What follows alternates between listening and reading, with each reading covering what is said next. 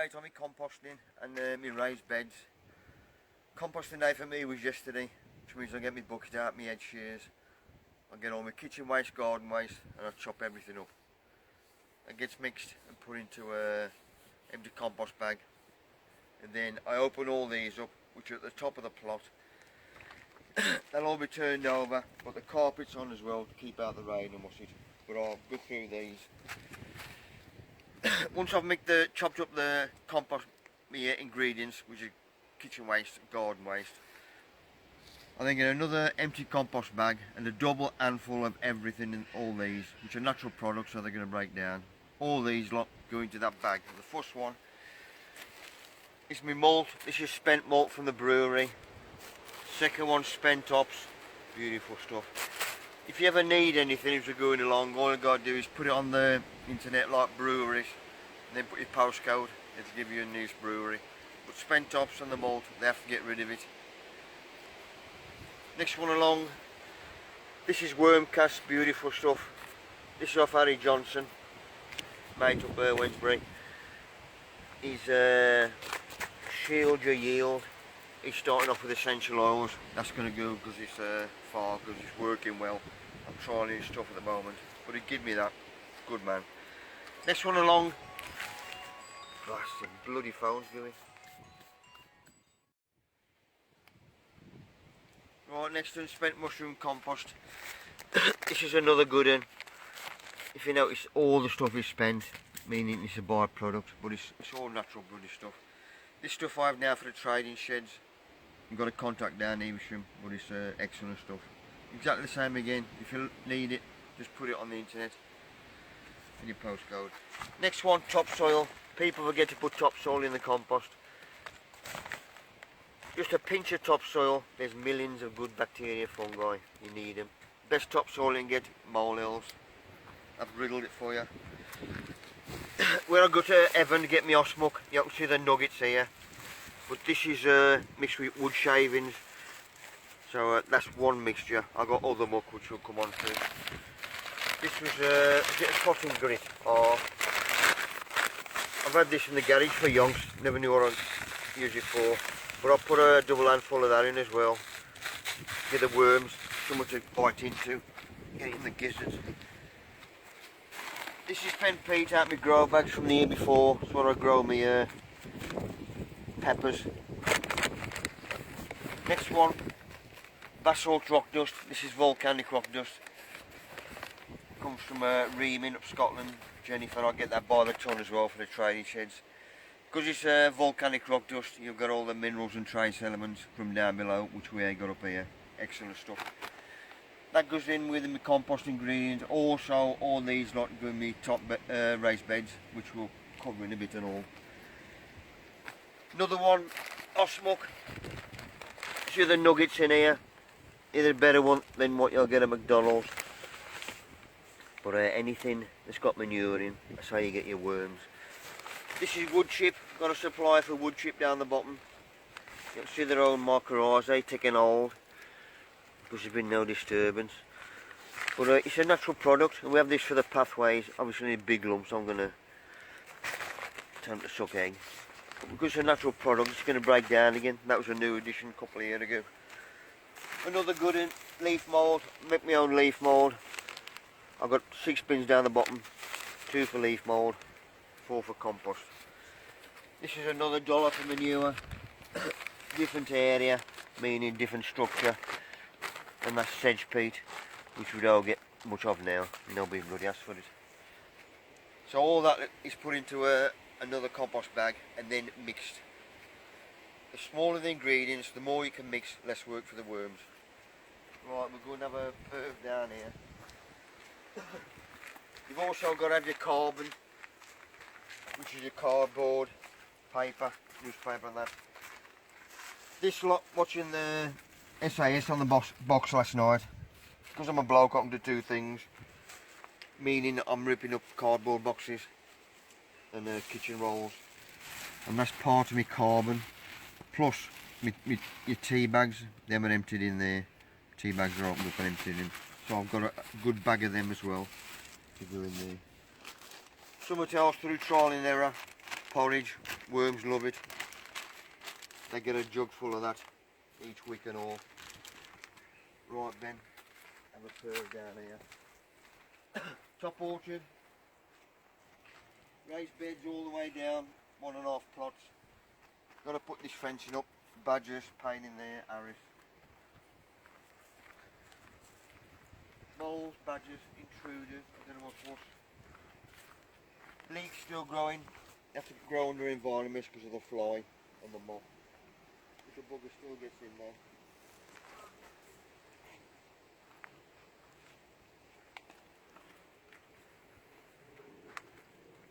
Let's have a quick perv in the tunnel bin. Yeah, this one's clear. Still a couple of bunches of grapes on the top, but I've got my scaffolding boards drying them out.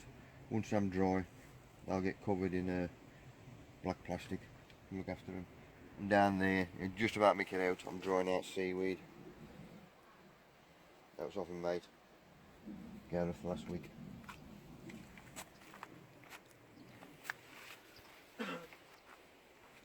Right Ben, you're going to get your leg over. 6 bins, these are the black wall bins. They've got white plastic on, as you can see now. This is to reflect the heat and the light. Very soon, as soon as we start getting the first frost, then the carpets at the back will come around these. I want my worms working 12 months of the year. This is my leaf mould.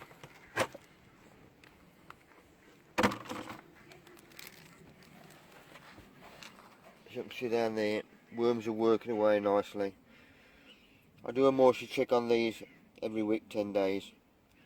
If I can't see any activity, then I'll give it a good soaking. It's got to be moist to break down. That's through worms, bacteria and fungi. That's my leaf mould. That one is one I'm using. This is ready. This is after let's get them out the road. This is just over a month.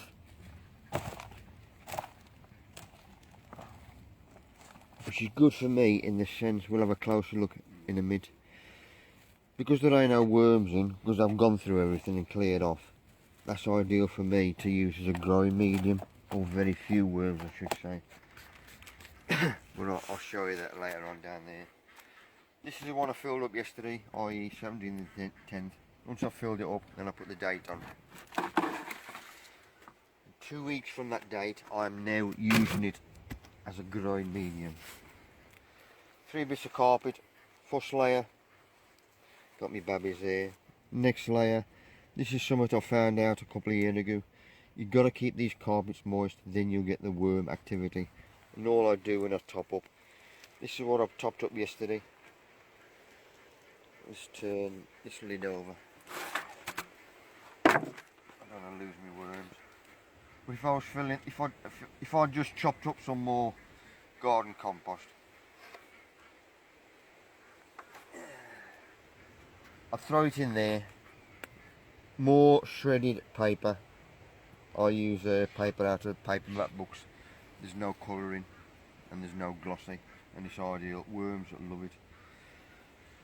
I put a 2-inch layer of what I've just chopped, a covering of shredded paper, and then water it, and then put the lot in until I've emptied my bag.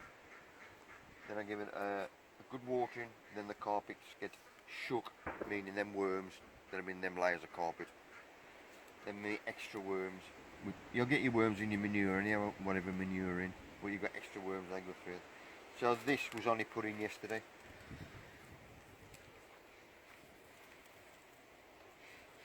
So that is what it looks like when it goes in the bin. That's when it's chopped up and mixed with everything else. I feel the bloody warmth in there. And all you got to do is keep it moist, and the worms will go through the lot. They will multiply rapidly. I've got the food. Keep them moist, keep them warm, i.e. as soon as the bloody cold comes, put some carpets around the outside of the bins, and they will look after you. Me babbies. Got these up here now.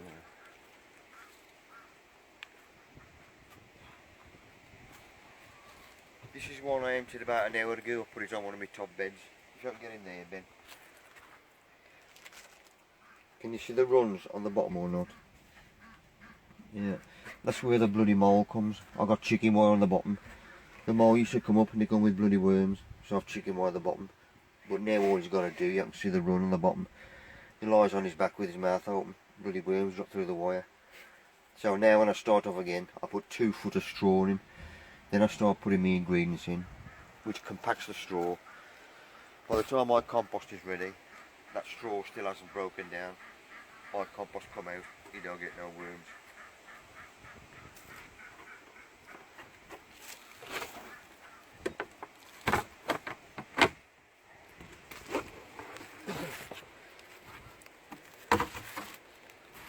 This is another one I'm using to fill my raised beds at the moment. Because it's solid, I just get the fork in there and break it up.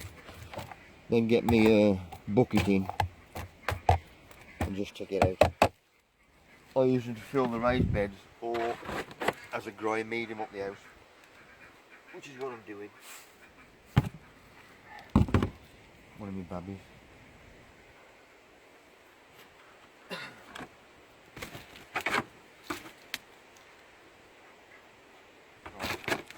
Gonna have a purr with the beds.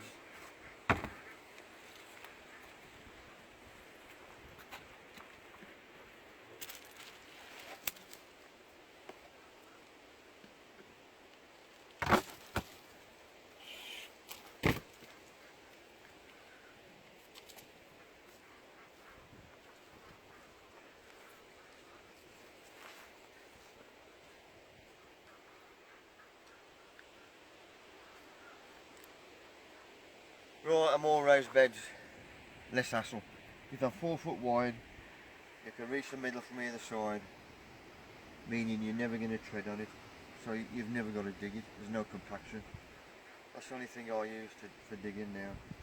It's surprising how much these beds were made last year, you can see how much they've dropped, so I've filled this one up, I should fill that one and then start on that one. These have been filled up in the last couple of days with spent mushroom compost, spent malt, spent ops, worm casts. The one I've just emptied out of there from them bins. That's a mycorrhizal fungi I use from Symbio, Boston stuff.